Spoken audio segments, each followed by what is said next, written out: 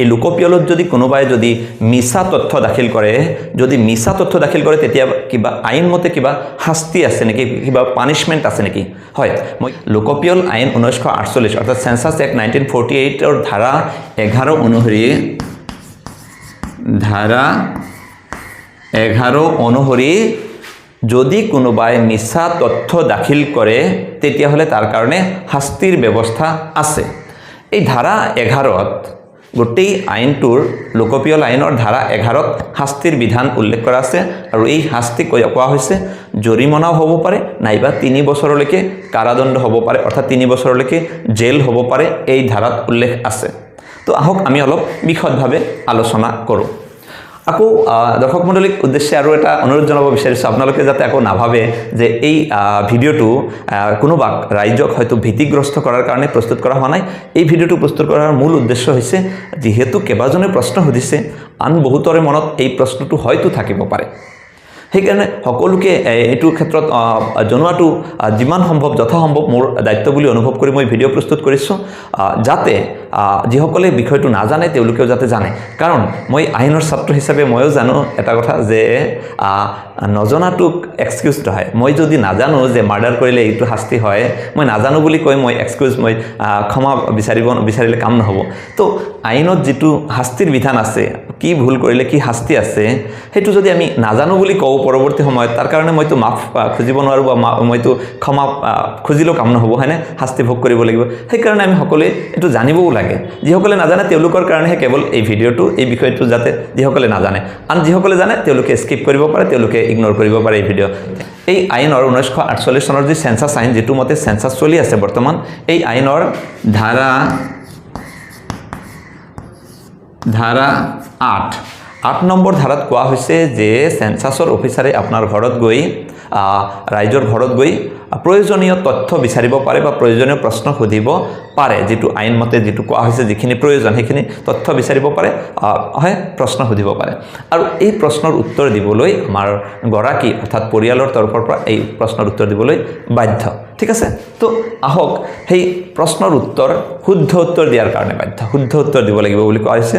শুদ্ধ, যথাযথ, শুদ্ধ, জ্ঞান আৰু বিশ্বাস মতে শুদ্ধ হয়, ভুল নহয়, মানে মিছাৰ আশ্ৰয় যাতে লোৱা নহয়। হয়, তো এই যে শাস্তিৰ কথা কৈছিলোঁ,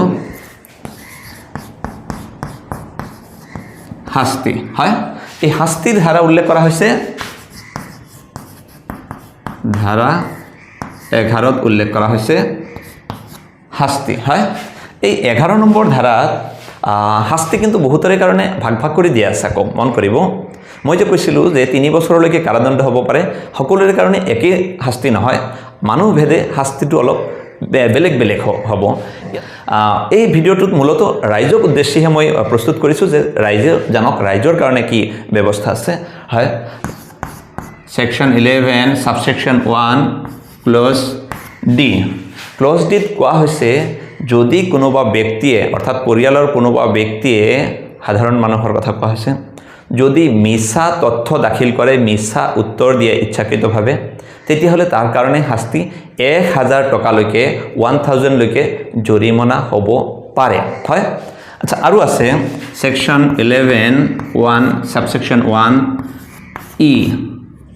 ক্লজ ইত উল্লেখ আছে যদিহে এই যে সেন্সাসৰ অফিচাৰ ঘৰলৈ আহিব, যদি কোনোবাই ভাবে যে মোৰ ঘৰত সোমাবলৈ নিদিওঁ, গেট খুলি নিদিওঁ, মই সোমাব নিদিওঁ, বাধা দিলোঁ, যিহেতু আইন মতে কোৱা হৈছে যে সেন্সাসৰ অফিচাৰ আপোনাৰ ঘৰত আহিব পাৰে, প্ৰশ্ন সুধিব পাৰে, সেইখিনিত বাধা দিব নোৱাৰে কোনো পৰিয়ালৰ পৰা। হয়, কিন্তু যদি বাধা দিয়ে, তেনেকুৱা অপৰাধ কৰিছে কোনোবা ব্যক্তিয়ে, তেতিয়াহ'লে সেকশ্যন 11 সাবসেকশ্যন 1 ক্লজ ই অনুসৰি 1000 টকালৈকে জৰিমনা হ'ব পাৰে সেই পৰিয়ালৰ গৰাকীৰ, অৰ্থাৎ পৰিয়ালৰ ব্যক্তিৰ। হয়, নেক্সট আৰু আহিছোঁ, আৰু আছে সেকশ্যন 11 সাবসেকশ্যন 1, হয়, আৰু এফ।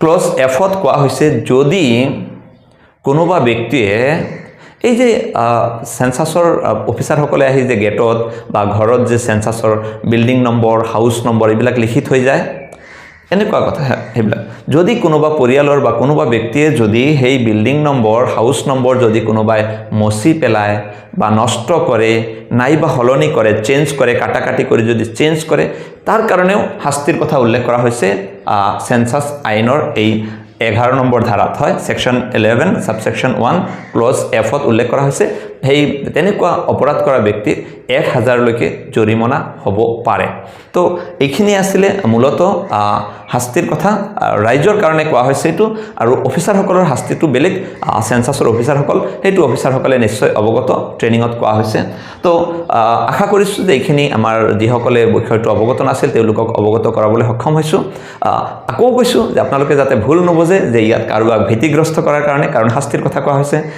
কেৱল ৰাইজক সচেতন কৰাৰ কাৰণে যিসকলে বিষয়টো নাজানে তেওঁলোকক সচেতন কৰাৰ উদ্দেশ্যে এই ভিডিঅটো প্ৰস্তুত কৰা হৈছে আন বহুতৰে কাৰণে নিশ্চয় এই ভিডিঅটো প্ৰয়োজনীয় হ'ব বুলি মই ভাবো আপুনিও নিশ্চয় ভাবিব যে আন বহুতেই বিষয়টো জানক আপোনাৰ বন্ধুবৰ্গ আপোনাৰ পৰিয়ালবৰ্গ আপোনাৰ আত্মীয় স্বজন সকলোৱে বিষয়টো জানক যে যদিহে ভুল কৰা হয় কি যদি মিছা তথ্য দাখিল কৰা হয় মিছা উত্তৰ দিয়া হয় ইচ্ছাকৃতভাৱে তেতিয়াহ'লে 1000 লৈকে জৰিমনা হ'ব পাৰে শাস্তি হ'ব পাৰে যদিহে কাৰোবাক ঘৰত প্ৰৱেশৰ অনুমতি দিয়া নহয় কাৰোবাক ঘৰত সোমাবলৈ দিয়া নহয় তাৰ কাৰণেও 1000 জৰিমনা হ'ব পাৰে আৰু যদি কৰবাত হাউস নম্বৰ বিল্ডিং নম্বৰ এইবিলাক যদি কোনোবাই কাটাকাটি কৰে মচি পেলায় তাৰ কাৰণে 1000 লৈকে জৰিমনা হ'ব পাৰে অৰ্থাৎ এইখিনি যদিও 1000 ডাঙৰ কথা নহয় কিন্তু শাস্তিটো শাস্তি হয়নে শাস্তি ভোগ কৰাটো কোনেও নিবিচাৰে মই আশা কৰোঁ বিষয়টো অৱগত হৈ কোনেও যাতে শাস্তি ভোগ নকৰক তাৰ কামনা কৰিছোঁ তাৰ আশা কৰিছোঁ আৰু যদিহে ভিডিঅ'টো আপোনালোকৰ প্ৰয়োজনীয় বুলি ভাবিছে তেতিয়াহ'লে শ্বেয়াৰ কৰি আনকো জনাই দিয়ক ধন্যবাদ